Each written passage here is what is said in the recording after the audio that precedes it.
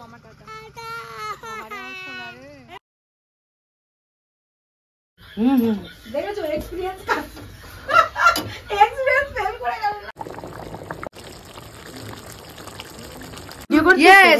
আমি করে দিয়েছি। ইয়েস। তো সবাই ঘুম থেকে উঠে গেছে আর কি কি রুটিন আমি করি প্রত্যেকদিন সকালে সেটা তোমাদের সাথে আজকে শেয়ার করব। কিছু আজকে আমি তোমাদের সাথে শেয়ার করব আমার সকালের রুটিন। দেখো ব্লগের মধ্যে এসে কেমন দুষ্টুমি করছে দেখো। বলে দাও তো হাই। হাই বলো হরে কৃষ্ণ। হরে কৃষ্ণ। জয় গুরু। নমস্কার বন্ধুরা, আমি মাম্পি আবারও একটি নতুন ব্লগে তোমাদের সবাইকে জানাই অনেক অনেক স্বাগত। তো সকাল সকাল সুপ্রভাত জানিয়ে আজকের ব্লগটা শুরু করছি। তো সবাই ঘুম থেকে উঠে গেছে আর কি কি রুটিন আমি করি প্রত্যেকদিন সকালে সেটা তোমাদের সাথে আজকে শেয়ার করব। কিছু কিছু জিনিস আছে আবার ভুলেও যাই। ব্লগটা দেখতে থাকো, আশা করছি ভীষণ ভালো লাগবে। দেখো ব্লগের মধ্যে এসে কেমন দুষ্টুমি করছে দেখো। বলে দাও তো হাই। হাই বলো হরে কৃষ্ণ। হরে কৃষ্ণ। জয় গুরু। আর এই যে বাবানও উঠে গেছে এখানে। তো চলো ব্লগটা স্টার্ট করা যাক। আজকে আমি তোমাদের সাথে শেয়ার করব আমার সকালের রুটিন। সকালে সবার প্রথমে ঘুম থেকে উঠে আমি যখনই উঠি না কেন খেতে হবে আমাকে এই থাইরয়েডের ওষুধটা। এটা হচ্ছে আমার জীবন সঙ্গী, আজ 16 বছর ধরে আমি খাই। তারপরে আমার কিডনিতে বড় বড় দুটো পাথর আছে বলে যাতে অপারেশন না করতে হয় তার জন্য বাবা এনে দিয়েছে হোমিওপ্যাথিক ওষুধ। এটাকে দিনে 3 বার করে আমাকে খেতে হয়। তারপরে হচ্ছে উলত্ত কলাই। ভিডিওটা পরে স্টার্ট করেছি, জলটা আগে আমি খেয়ে ফেলেছি বন্ধুরা। তো এই হচ্ছে সেই উলত্ত কলাই। এটা খেলে নাকি খুব সহজে কিডনির পাথর গলে যায় বা পড়ে যায়, যাই হোক যেটা হয়। আমার জামাইবাবু সাজেস্ট করেছিল, এই জন্য সেদিন থেকে এটা আমি খাচ্ছি। আর এই হচ্ছে চিয়া সিড। মোটাপাত থেকে বাঁচবার জন্য এই চিয়া সিড আমি সকালে খাই। প্রত্যেক দিন বলতে পারবো না, কারণ আমার মনে থাকে না ভেজাতে। আমার মা যখন যখন ভিজিয়ে রাখে তখন তখনই আমার খাওয়া হয়। তার সাথে আছে এই যে গরম জল, আর আছে এই যে অর্ধেকটা পাতি লেবু। আর মধুটা শেষ হয়ে গেছে, ওই জন্য মধুটা আমি আর এখানে দেখাতে পারলাম না তোমাদের। গরম জলের মধ্যে প্রথমে দেখো লেবুটাকে চিপড়ে নিলাম। সকাল সকাল আমি তো টক পছন্দ করি না, তো সকাল সকাল এই টকটা না ভীষণ এফেক্ট ফেলে আমার গালের উপর। তো যাই হোক, হাফটা লেবু নিয়ে নিলাম। আমার ভাই সবসময় বলে গোটা লেবু নিবি, কিন্তু আমি হাফটা লেবু নিলাম। আর এই যে দেখো বড় চামচের 1 চামচ চিয়া সিড ভিজিয়ে রেখেছিলাম, সেইটা এখন এর সাথে মিশিয়ে দেবো, দিয়ে এবার অল্প অল্প করে খাবো। ভীষণ পরিমাণে টক, বাবা কেমন হয় এই জায়গা দিয়ে। আচ্ছা আমি খেতে থাকি, তারপরের ধাপ তোমাদেরকে দেখাচ্ছি। তো এই হচ্ছে আমার সকালের রুটিন। প্রত্যেক দিন আমাকে এটা করতেই হয়। এই শুরু হলো আজকের দিনটা। Good morning. তো আজকে বাবিকে নিয়ে ব্লগটা স্টার্ট করলাম। সকাল থেকেই করেছিলাম স্টার্ট, কিন্তু এক অতিথি গেছে আর এক অতিথি আমাদের বাড়িতে আসছে। প্রভু আমাদের উপরে সদয় হয়েছে। নারায়ণ নামে লক্ষ্মী থাকে সবসময়, আমরা জানি। তো সেখানে আজকে আমাদের বাড়িতে নারায়ণ হয়ে আসছে। বোনের দাদা বৌদি, মা বলতে বড় মা, এবং তাদের ছোট্ট একটি মেয়ে মানু। তো আজকের ব্লগটা এখান থেকে আবার স্টার্ট করলাম। বাবা বাজারে চলে গেছে, আর এই যে এর মামা মামি আসছে। ওনার তো খুব আনন্দ। কে আসছে? মামা, মামি, দিদি ভাই আর দিদুন। ব্লগটা দেখো দেখো। তোর অ্যাক্টিং কেউ দেখতে চাইনি এখানে তখন। ঠিক আছে চলো এবার কাটাকুটিতে যাই। রাত্রে হঠাৎ করে না বলে আসছে, একটু হিংস দিয়েছে, তাতেই আমরা রেডি করছি সবকিছু। তোমরা দেখতে থাকো। তো এখানে আমি কাটতে বসে গেছি। এডিটিং করার সময় দেখলাম একটা জায়গায় আমি ভুল কথা বলে ফেলেছি। নারায়ণ নামে লক্ষ্মী থাকে না, অতিথির মধ্যেই নারায়ণ থাকে। তো দেখো এখানে সমস্ত সবকিছু গুছিয়ে নিয়ে আমি চলে এসেছি। এবার ঝপঝপ রান্নাটা করব। আমার দিদিরা দুপুরে কিছুক্ষণ আগে বেরিয়ে যাওয়ার পর আমরা হালকা পাতলা কিছু রান্না করে খেয়ে দিয়ে শুয়ে পড়েছিলাম। তোমরা তো আগের ব্লগেই দেখেছো আমার দিদিরা এসেছিল নেমন্তন্ন করতে ভাগনার বিয়ের। তারপরেই বিকালবেলায় 4টে সাড়ে 4টের সময় বোনের কাছে, মানে আমার ভাইয়ের বউয়ের কাছে ওর দাদা ফোন করে বলছে মাম্পিদিকে বল বিরিয়ানি করতে, আমি রাত্রে গিয়ে বিরিয়ানি খাবো, মাম্পিদির হাতের অনেকদিন ধরে খেতে ইচ্ছে করছে। এইবার বলো, সেই সময় থাকে সমস্ত দোকান বন্ধ, এদিকে বাজার করা নেই কিচ্ছু, দিদিরা এসে চলে গেছে।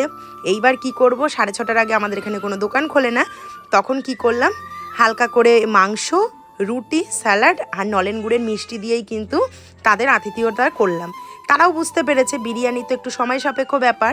আর প্রিয়াঙ্কা হচ্ছে আমার ভাইয়ের শালা বউ, তো ও বারবারই বলছিল যে না আমি মা না করেছি মাম্পিদি, তাও ও এসছে। কি বলতো, বোনের বাড়ি আসবে বলে দাদার মনটা ছুটে গিয়েছিল, সেই কারণেই কিন্তু দাদা চলে এসেছে। আর ঘোরাটা এভাবেই হয়, প্ল্যান করে কিন্তু হয় না। ওরা এসেছে বলে আমরা ভীষণ পরিমাণে কিন্তু খুশি হয়েছি।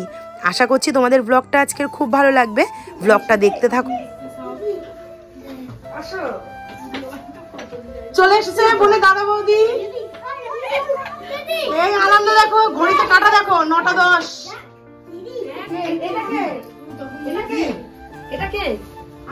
এটা কে বলো? চিঙ্কি দিদি। আনন্দ কাকে বলে? হ্যাঁ বাবা ভালো আছে। এই তো আসো আসো বড় মা আসো, ভাই আয়। দিদিকে নিয়ে চলে গেল, আর কাউকে পাত্তা দিল না। চিঙ্কি আসো করে দিয়ে দাও। এই তো দাদা রাত 9:15-তে এসছে। এদের যে কি বাই আমি বুঝি না, মানুষকে একটু কোন রকম রান্না করার সুযোগটা পর্যন্ত এরা দেয় না। ও বড় মা কোথায় তুমি? ছেলে না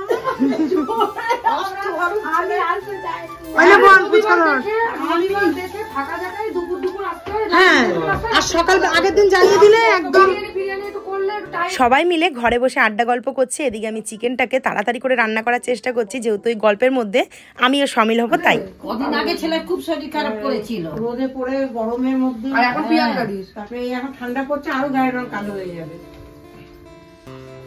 মুখটা ধোয়া নেই তো, এই দুগা চান করে যা মুখ। ভাই তুই এরকম করে আসলি কেন ভাই, বলতেও খারাপ লাগে। ও আমার যে কতটা কষ্ট লাগছে যে ও মুখ ফুটে বিরিয়ানির কথা বললো। ও ওখান থেকে কত দূর অটো চালিয়ে বোনের বাড়ি কথা বলতে এসছো, ফোন নেই, ও কথা বলতে পারবে না বোনের সাথে। প্রিয়াঙ্কা বোন ওই ঘরে গেছে, কি সুন্দর গল্প করছিল, আমি ভিডিও করতে আসলাম, সব চুপচাপ হয়ে গেছে। সবাই কি সুন্দর গল্প করছিল বসে বসে। জানুয়ারি।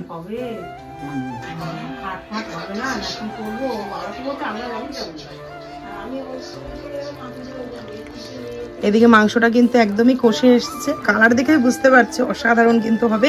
আর যেহেতু রাত্রে বানিয়েছি কিন্তু অনেকটাই। মাংস কষাতে কষাতে যখন এরকম জল বেরোয় তখনই কিন্তু আমি আলুগুলো দিয়ে এভাবে মাংসের সাথে কষিয়ে নিই, তাতে কিন্তু মাংসের আলুর স্বাদটা হয় অনেকটাই।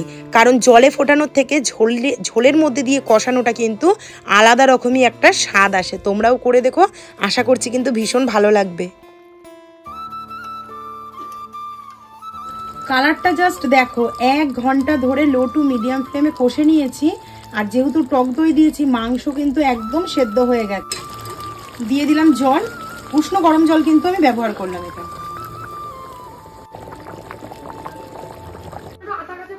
এদিকে সব বাচ্চারা সব কারখানায় চলে এসেছে, এখানে খেলাধুলা করছে। আমি ওইদিকে, এরা বড় বাচ্চা, আর ভাই এখানে যে খেলা দেখছে। এটা আতা গাছে বলে দাও, আতা গাছে বলেই দেখো বলে থেমে গেল। ওই ওকে কেন পা টানছিস? আর তোর মাথার কি অবস্থা বাবান? 3 ভাই বোন এখানে বসেছে। কি গো বাবান, অন্য কোনো খেলা নেই বাবা? এটা লাগবে।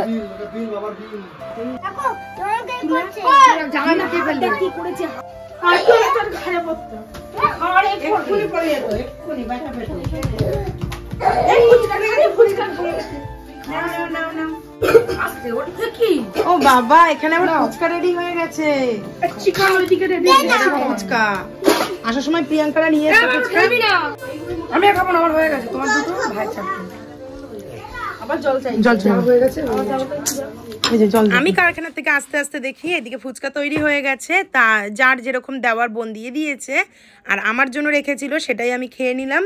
আর ভুলেই গেছি যে হোমিওপ্যাথি ওষুধ খাচ্ছি, তো যাই হোক ওই দুটোতে কোনো অসুবিধা হবে না। একটু টক জল খেয়ে নিয়েছি।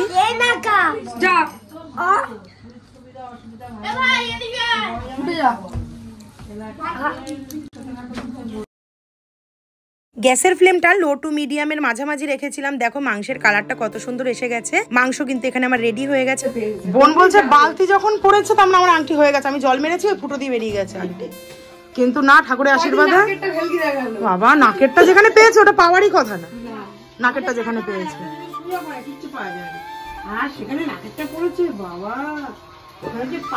এদিকে আমার মাংস করা হয়ে গেছে, বোন এদিকে রুটিটা বেলছে, আর মা বললো তোর ভাজতে হবে না, রুটিটা আমি ভেজে নিই গরম গরম।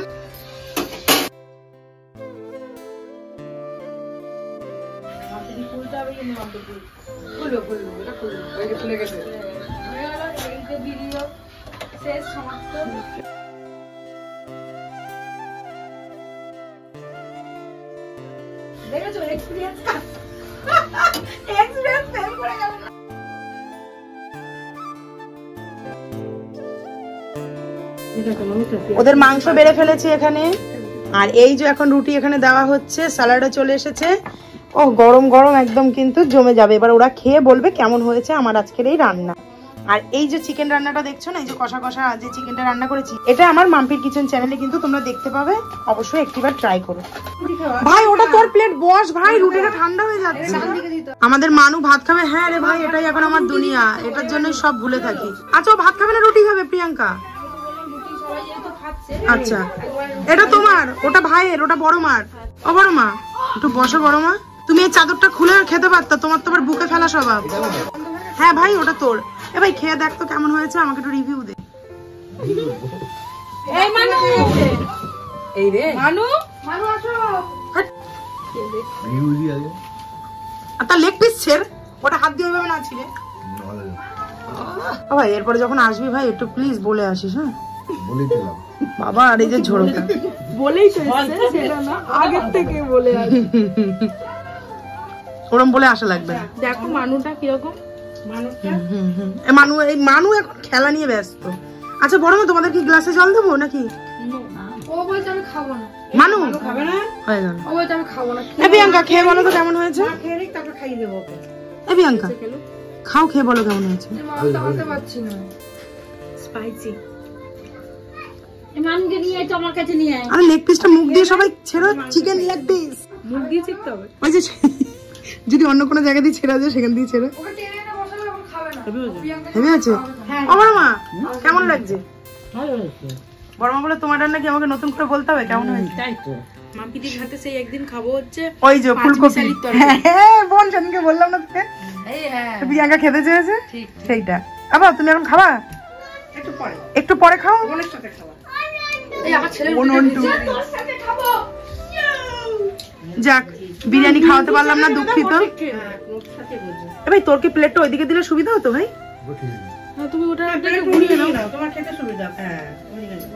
এখানে মানু এবং আমার ছেলে খেতে বসেছে। আমাদের পকন দৌড়ে এসে বলছে আমি খাবো। কি খাবে তুমি পকন? এই যে কি খাবে?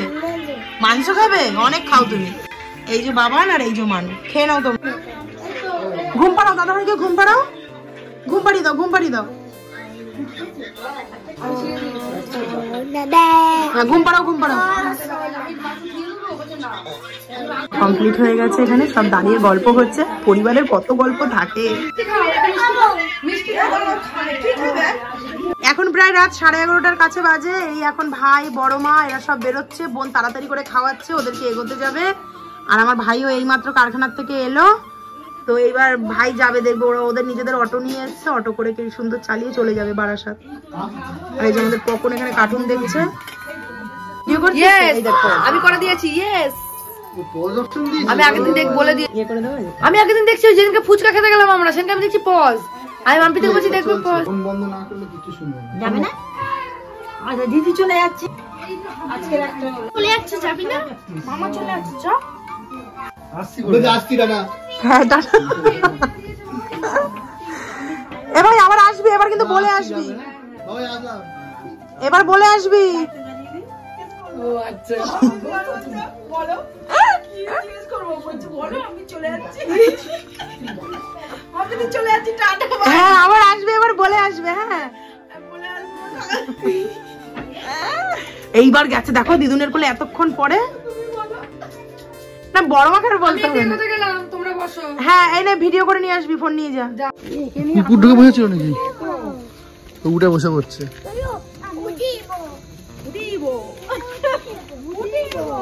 আগুটি আগুটি টাটা করে দাও, টাটা। না চড়তে পারিস না, নাম নাম নাম। আর তা ওনারা উঠবে কি করে? তুই ওখানে বসলি সঙ্গের মতো। ভাই পিছনে না, তুই যা।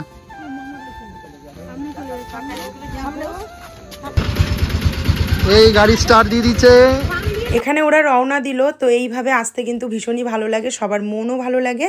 তো দুগ্গা দুগ্গা করে রওনা দিল। আমার ব্লগটাও কিন্তু আমি এখানেই শেষ করলাম। শুধু পুজো সোনার কান্নাটা একটু দেখো। Tata bye bye. আচ্ছা সাবধানে যেও।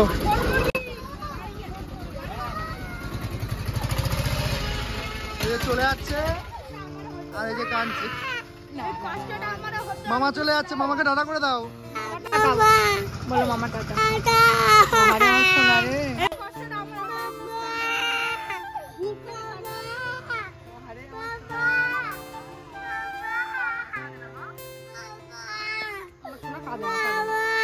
মামা আবার আসবে, মামা আবার আসবে, মামা আসবে, দিদুন আসবে।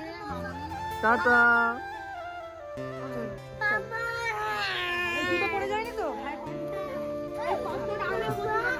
যখন ওই বাড়িতে সবাই চলে আসবে তখন এই কষ্টটা হতো। মামা